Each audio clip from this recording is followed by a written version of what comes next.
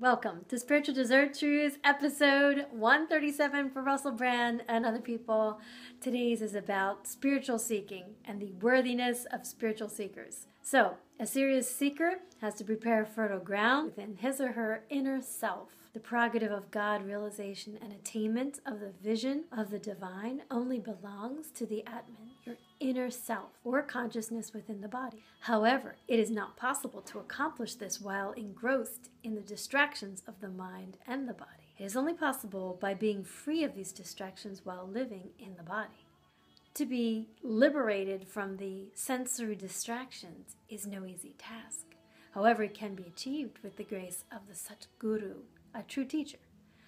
For this, a practitioner must be determined, morally upright, and follow the instruction of the Guru.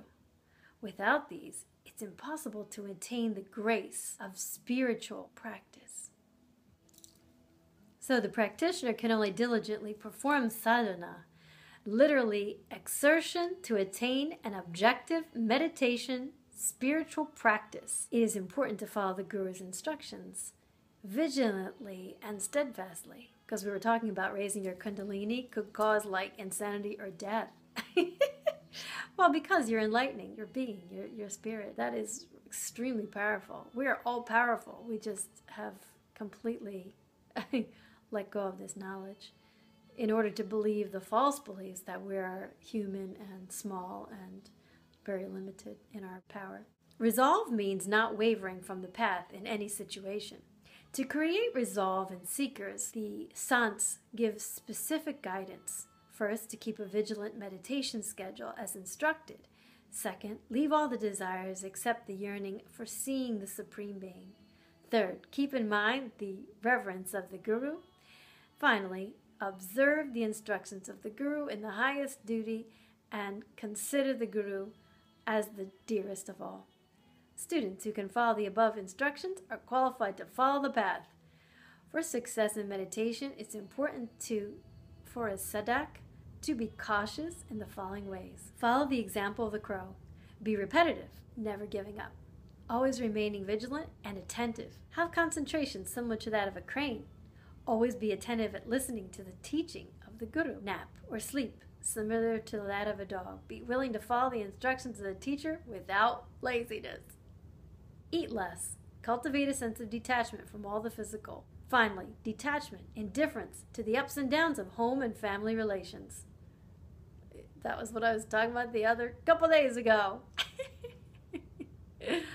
Yes, you're going to have to separate yourself from the toxicity. It's important that a student should cultivate the qualities. Without the grace of the teacher, progress on the spiritual path and attainment of the divine. A seeker should pay attention to 5 factors.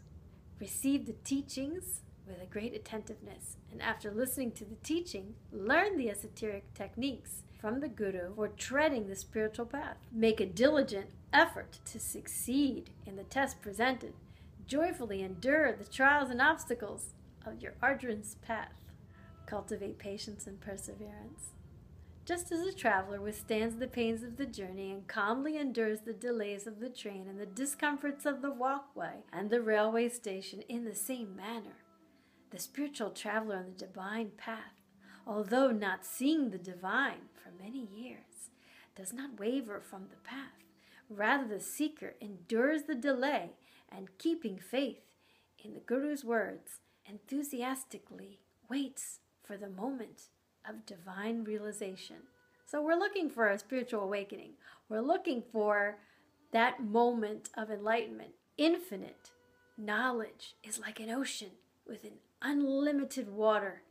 The ocean makes its water available to anyone who wishes to draw from it.